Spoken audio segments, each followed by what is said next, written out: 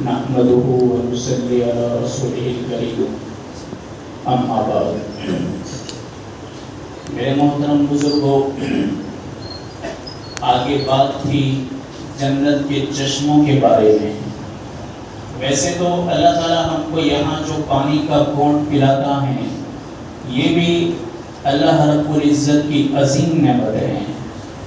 ایک گلاس پانی کی قیمت جبکہ ہم پی کر کے اپنی پیاس کو بجھائے، پھر یہی پانی رہتا رہتا ہمارے مثانے کے اندر جائے، پھر اطمینان کے ساتھ وہ پانی پیشاب کی شکل میں باہر بھی نکل جائے۔ دو نعمتیں، اللہ کی دو عظیم نعمتیں۔ ایک بار خلیفہ ہارون رشید اپنے دربار میں بیٹھے ہوئے تھے، ان کے پڑوس میں دانا بہلول بھی بیٹھے ہوئے تھے۔ بہلول لوگ ان کو پاگل سمجھتے تھے، مجنون، لیکن وہ زندہ ولی تھے۔ اللہ نے ان کو بہت بڑا حکیم بنایا تھا، اور خلیفہ ہارون رشید کو اکثر وہ اچھی قیمتی نصیحتیں کرتے تھے، اور بڑے بڑے حکمران پر بڑے بڑے وزیر ان کی باتوں کو توجہ سے سنتے تھے۔ اللہ نے ان کو بڑا ملکہ دیا تھا، بڑی صلاحیت دی تھی۔ لوگ ان کو کم عقل سمجھتے تھے، لیکن ہمارے اکابرین ان کو دانا کہتے ہیں۔ دانا کا مطلب سمجھدار، عقل مند۔ ایسے آدمی کو فارسی زبان کے اندر دانا کہتے ہیں۔ جب خلیفہ ہارون رشید نے اپنے خادم سے کہا کہ مجھے پانی پلاؤ، تو خادم پانی لے کے آیا، ایک گلاس ان کے ہاتھ میں دیا۔ تو بہلول نے کہا کہ بادشاہ سلامت، ابھی ٹھہریے، اللہ نے آپ کے ہاتھ تک پانی تو پہنچا دیا، اب آپ تھوڑی دیر کے لیے سوچو کہ اگر تم بیابان جنگل میں ہو، سخت دھوپ ہو، انتہائی گرمی ہو، اور ایسے وقت میں تم کو سب سے زیادہ محبوب چیز پانی ہو، سخت پیاس کا تقاضا ہو، پانی آپ کے پاس نہ ہو، اور ایسے وقت میں کسی آدمی کے پاس یہی ایک گلاس پانی ہو، تو آپ پینے کے لیے اس کی قیمت کیا چکائیں گے؟ خلیفہ ہارون رشید نے کہا کہ دیکھو، ایک طرف زندگی ہے، ایک طرف موت ہے، ایک طرف پانی ہے، ایک طرف دولت ہے۔ دولت ہے، پانی نہیں تو مر گئے، دولت یہاں رہ گئی۔ پانی پی لیا، زندگی بچ گئی، تو دولت ہاتھ میں آ سکتی ہے۔ تو میں میرے پاس جتنی بھی دولت ہے، ساری دولت اس آدمی کو دے دوں، اس کے بعد میں ایک گلاس پانی خرید لوں۔ بہنوں نے کہا ٹھیک ہے، پیو پانی، تو پی لیا۔ جب پانی پی لیا، کہا کہ ابھی ایک سوال کرنا چاہتا ہوں۔ کہا کرو۔ کہا یہ پانی تو آپ کے پیٹ میں گیا، پیٹ میں پھر آہستہ وہ جائے گا مثانے میں، پھر وہاں سے پیشاب کی شکل میں اللہ اس کو باہر نکالے گا۔ یہی پیشاب اگر آپ کے رک گئی، پیشاب نہیں نکل رہا اور آپ کو سخت پیشاب کا تقاضا ہے، مثانہ پورا کا پورا پیشاب سے بھرا ہوا ہے، وہ نہیں نکل رہا، یہ نکل جائے، اس کے بدلے آپ کیا قیمت دیں گے؟ خلیفہ ہارون رشید نے کہا کہ پوری سلطنت دے دوں گا، پوری سلطنت۔ خلیفہ ہارون رشید کو کہا بہلول نے کہ بس یہی میں سمجھانا چاہ رہا تھا کہ ایک گلاس پانی کی قیمت کتنی بڑی ہے، آپ کا پورا دیش اور آپ کی پوری دولت۔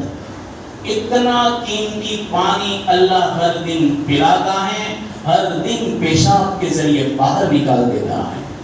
اس کو تو کسی نے مالداری سمجھا ہی نہیں، اور اس کو ہم نے اپنے آپ کو غنی ہی نہیں سمجھا، اور ہم نے آپ کو اس کو عظیم نعمت والا بھی نہیں سمجھا کہ اتنی بڑی نعمت اللہ ہم کو پلا دیتا ہے۔ پی کر کے ہم بھول جاتے ہیں، پی کر کے ہم بھول گئے، لیکن یہی اللہ تعالیٰ آسانی کے ساتھ ہمارے جسم سے باہر نکلتا ہے، یہ اللہ کی عظیم نعمت ہے۔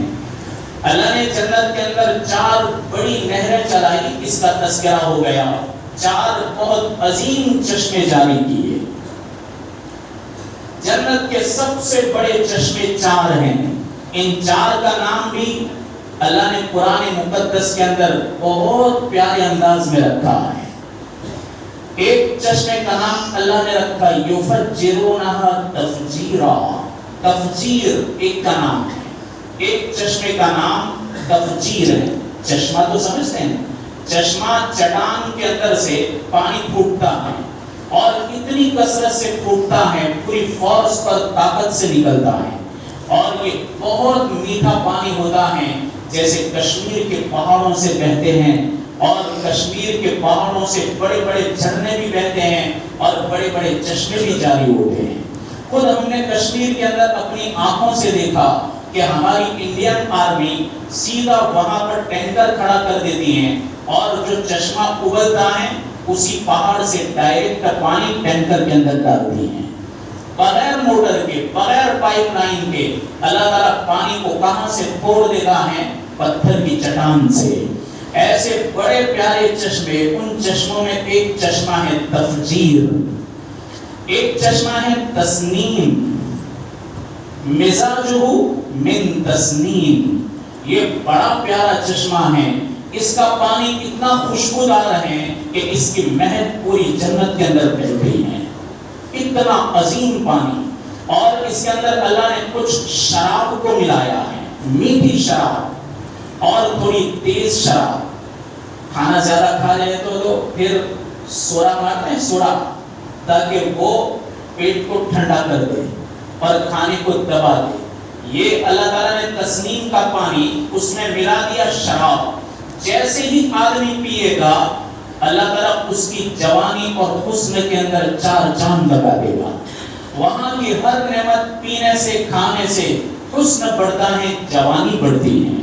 وہاں زیادہ پینے سے کسی آدمی کو آبڑا نہیں ہو جائے گا، اور پیٹ پھول نہیں جائیں گے، پیٹ بڑے بڑے نہیں ہو جائیں گے کہ پیٹوں کو اتارنے کے لیے راستوں پر چلنا پڑے اور پیٹ کو کنٹرول کرنے کے لیے آدمی کو چورن کھانا پڑے۔ وہاں سب کچھ نہیں، وہاں ہر قسم کی نعمت ہیں، لیکن کوئی نعمت ایسی نہیں جو انسان کی باڈی اور اس کے جسم کو کسی بھی طریقے کی تکلیف دے۔ پھر اللہ نے ایک چشمے کا نام رکھا زنجبیل، کتنا پیارا نام ہے۔ ایک کا نام رکھا سلسبیل۔ اللہ خود قرآن میں فرماتے ہیں یسقون فیہا، جنتیوں کو جنت کے اندر یسقون فیہا کأسن، شراب کے جام پلائے جائیں گے۔ کون لے کر آئیں گے؟ کبھی فرشتے، کبھی پوریں، اور کبھی وہاں کے نوکر چاکر، وہاں کے غلام، کبھی فرشتے، اور کبھی چھوٹے چھوٹے بچے جو بڑے پیارے ہیں۔ اللہ تعالیٰ نے ان کے حق میں فرمایا کہ گویا کہ یہ بہترین سفید موتی ہیں، موتیوں جیسے چھوٹے چھوٹے لڑکے اپنے ہاتھ کے اندر جام لے کر آئیں گے اور جنتیوں کو پیش کریں گے۔ یسقون فیہا کأسن کان مزاجہا زنجبیلا، اللہ نے اس کے اندر زنجبیل کو ملایا۔ زنجبیل اس کی تفسیر کے اندر آتا ہے کہ جنت کی سونٹ ہے، سونٹ۔ دنیا کے اندر سونٹ کسی چیز میں ڈالی جائے تو اس کے اندر خوشبو بھی پیدا ہوتی ہے، اس کے اندر ٹیسٹ بھی بنتا ہے۔ اللہ نے کچھ چشمے کے پانی کے اندر زنجبیل، اللہ سیڈ ان دا قرآن، قرآن کا لفظ ہے، زنجبیل کو ملا دیا، یعنی جنت کی سونٹ ملا دی اور اس کو کہہ دیا زنجبیل۔ اور پھر آگے اللہ خود فرماتے اینن، اینن، وہ ایسا چشمہ ہے کہ اللہ نے اس کا نام رکھا ہے سلسبیل۔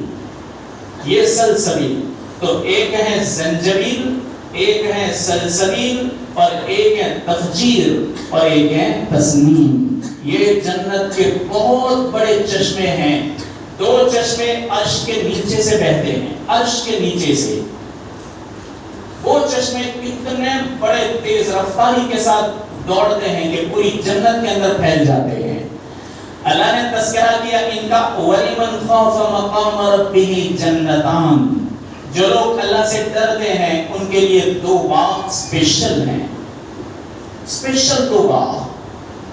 اللہ فرماتے ہیں کہ ان دو باغوں کے اندر رواق افنان، اتنی کثیر ٹہنیاں ہیں رنگ برنگی کہ وہ ٹہنیوں کی وجہ سے ان دونوں باغ کو سجایا گیا۔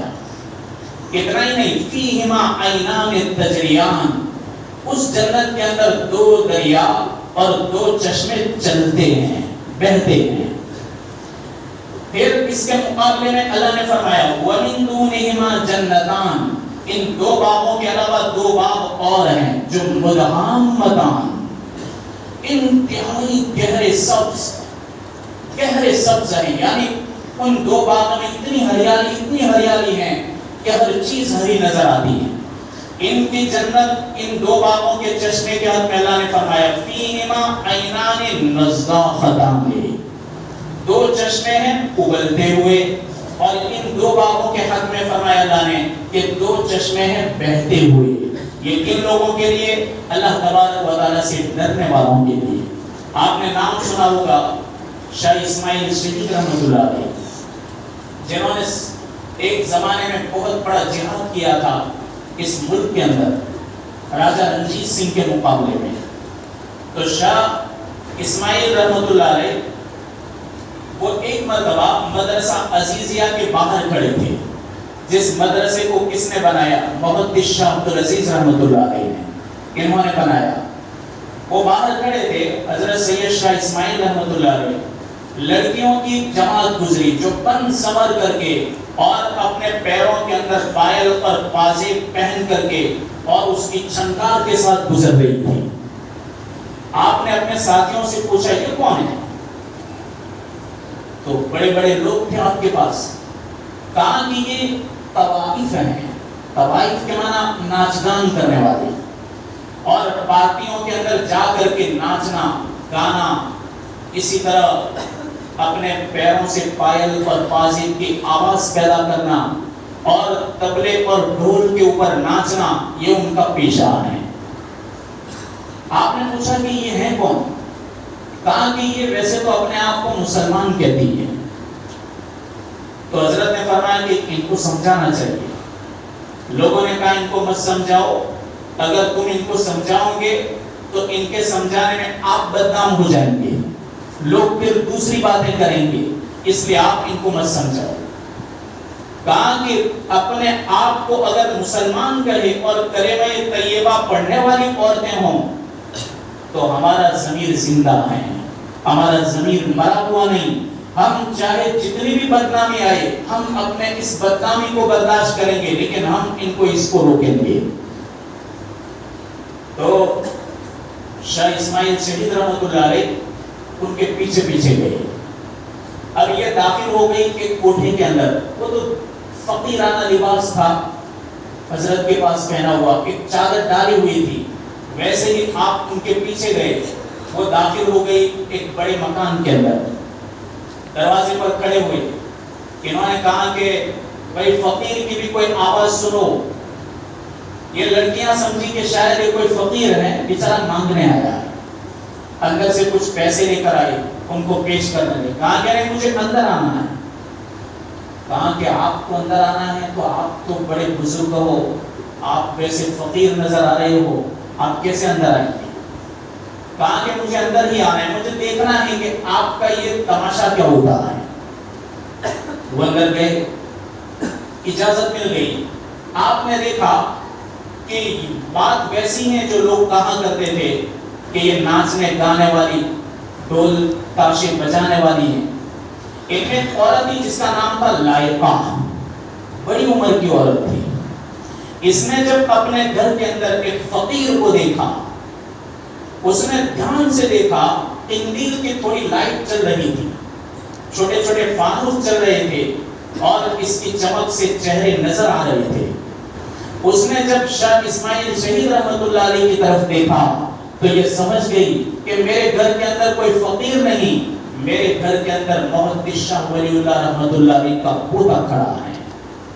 یہ وہ لڑکا ہے کہ جو شاہ رفیع الدین اور شاہ عبد القادر اور شاہ محدث عبدالعزیز کا یہ بھتیجا ہے، اور شاہ ولی اللہ رحمۃ اللہ علیہ کا یہ پوتا ہے۔ فوراً آ گئے، کہنے لگی کہ حضرت آپ ہمارے بدکاروں کے پاس کیوں آئے؟ کاش آپ ہم کو بلاوا بھیجتے تو ہم آپ کے در پہ پہنچ جاتی، آپ کو یہاں آنے کی نوبت نہ آتی۔ کہا کہ دیکھو بیٹا، تم نے آج تک لوگوں کو بہت کچھ گیت سنائے، بہت کچھ گانا سنایا، بہت کچھ نغمے سنائے، بہت کچھ ڈھول اور سارنگی بجا کر لوگوں کو سنایا، آج فقیر کی بھی تو ایک بات سن لو۔ تو شاہ صاحب نے 2-3 نصیحتیں فرمائی۔ ان کی آنکھوں سے آنسو بہنے لگے. آپ نے دیکھا کہ اب ان کے دل نرم پڑ گئے. انہوں نے توبہ کا تذکرہ کیا, توبہ پر بات کی. یہ بچیاں آمادہ ہو گئی کہ ہم اللہ سے سچی پکی توبہ کریں. اللہ نے ان کو توبہ کی توفیق نصیب فرمائی. یہ سب سجدے میں گر گئی. جیسے ہی سجدے میں گری تو حضرت شاہ صاحب نے اپنے رب سے فرمایا ہاتھ اٹھا کر کے, میرے رب تیرے بندے کے ذمہ جتنا تھا وہ کر گزرا. ان کو تیرے در پر ڈالنا تھا, تیرے قدموں کے نیچے ڈالنا تھا, میں نے ڈال دیا. اور تیرے کانٹیکٹ میں لانا تھا, میں لا چکا. اور تیرے سامنے یہ کھڑے ہونے سے ڈر گئی. اب میرے پروردگار ان کی پچھلی خطاؤں کو معاف فرما, اور جیسے آج یہ بدنام ہے دنیا کے اندر عزتوں والا تاج انہیں نصیب فرما, اور پوری امت کے لیے اور امت کے خیر خواہی کے لیے ان کو قبول فرما. اللہ نے حضرت شاہ صاحب کی دعا قبول فرمائی. اور اس زمانے کی وقت کی ایسی ولیہ اور عابدہ لڑکیاں تھیں کہ انہوں نے اپنی زندگی سے توبہ کی, زندگی سے توبہ کی. آپ نے ان کو کہا وَلِمَنْ خَافَ مَقَامَ رَبِّهِ جَنَّتَانِ, اللہ تعالیٰ نے تمہارے لیے 2 باغ بنائے ہیں, اسپیشل باغ ہیں ان لوگوں کے حق میں کہ جو اپنے پروردگار سے ڈرتے ہیں. اللہ نے جنت کے اندر ایک ایسا درخت بنایا جس کا نام رکھا شجرۃ البلوا. بلوا کس کو کہتے ہیں؟ بلوا کا مطلب مصیبت, آزمائش, پریشانی, بیماری. اللہ نے یہ درخت کیوں بنایا؟ دنیا کے ان مصیبت زدوں کے لیے اور دنیا کے ان لوگوں کے لیے کہ جنہوں نے اپنی پوری زندگی دکھوں کے ساتھ گزار دی اور پوری زندگی بے چینی کے ساتھ گزار دی, اپنی پوری زندگی بیماریوں کو سہتے ہوئے گزار دی. اللہ کے حبیب نے فرمایا قیامت کے دن میرا رب ان کو ایک درخت عطا کرے گا جن کا نام ہے شجرۃ البلوا. اور یہ شجرۃ البلوا اتنا بڑا عظیم درخت ہے کہ جس درخت کے نیچے اللہ نے ہزاروں چشمے جاری کر دیے. اب جب یہ اپنے درخت کے نیچے آئے گا اللہ تعالیٰ ان کو نامہ اعمال دے گا, پر یہ پڑھیں گے نہیں. اللہ ان کے لیے میزان عدل قائم نہیں کرے گا, یعنی اللہ ان کا حساب کتاب نہیں لے گا. اللہ کے حبیب نے فرمایا یہی تو مطلب ہے انما یوفی الصابرون اجرهم بغیر حساب. اس کی تفسیر تو یہی ہے. اللہ کے حبیب نے فرمایا کہ دنیا کے اندر مصیبتیں, پریشانیاں, غربت, فقر, مسکنت, یہ دکھ سہ کر کے قبر تک پہنچ گئے. اللہ نے ان کے لیے ان کے حق میں یہ درخت بنایا تاکہ لوگوں کو پتا چلے کہ دنیا کے اندر انہوں نے جو کچھ سہا تھا آج اللہ نے ان کو عظیم بدلہ دیا. میرے بھائیو, جو بھی دنیا کے اندر چھوٹی موٹی مصیبت آتی ہیں اللہ تبارک و تعالیٰ اس کا سرا ہم کو دنیا کے اندر بھی دے گا اور آخرت کے اندر بھی دے گا. بس اللہ تبارک و تعالیٰ ہم کو موت سے پہلے موت کی تیاری کرنے کی توفیق عطا فرمائے, اور اللہ اپنی مرضیات والی زندگی عطا فرمائے, اور اپنی نافرمانی والی زندگی سے ہم سب کی حفاظت فرمائے. مظلومین کا اعلان ہے, دعائیں بھی کریں. خطبہ میں تو ہم کرتے ہی رہتے ہیں دعائیں, آپ بھی دعا کرتے رہیں. اللہ تبارک و تعالیٰ ان کا کیس جلدی شروع ہو جائے اور اللہ ان کو بری الذمہ گھر واپس لائے. جیسے پوزیشنز کو آپ دیکھ رہے ہیں گھروں کی, بچوں کی, سب ہم تو سنتے ہیں. ہمارے پاس تو بیچارے آتے ہیں, ان کے لڑکے آتے ہیں, ان کی بیچاری ایسی بچیاں جو بالکل بے سہارا مجبور ہیں, وہ کبھی گلے شکوے لے کر آتی ہیں تو پتہ چلتا ہے کہ ان کے گھروں کی کیفیت کیا ہے. تو ہم جیسے پیسوں کے ذریعے ہم سے جو ہوتا ہے مدد کرتے ہیں, اسی طریقے سے ہم دعاؤں سے بھی ان کے خاص مدد کریں.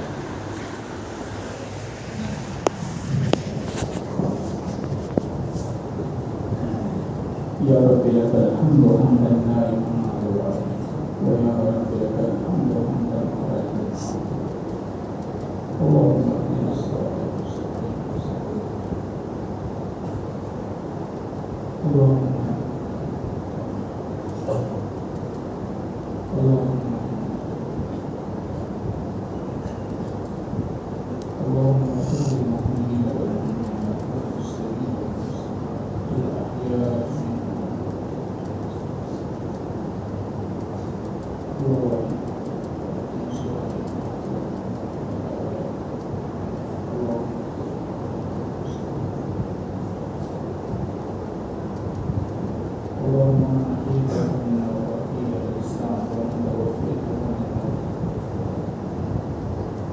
الله وملائكته يصلون على النبي يا أيها الذين آمنوا صلوا عليه وسلموا تسليما اللهم صل على سيدنا محمد وعلى آل سيدنا محمد وصلى الله تعالى على خير خلقه ونور عرشه سيدنا محمد وعلى آله وصحبه أجمعين.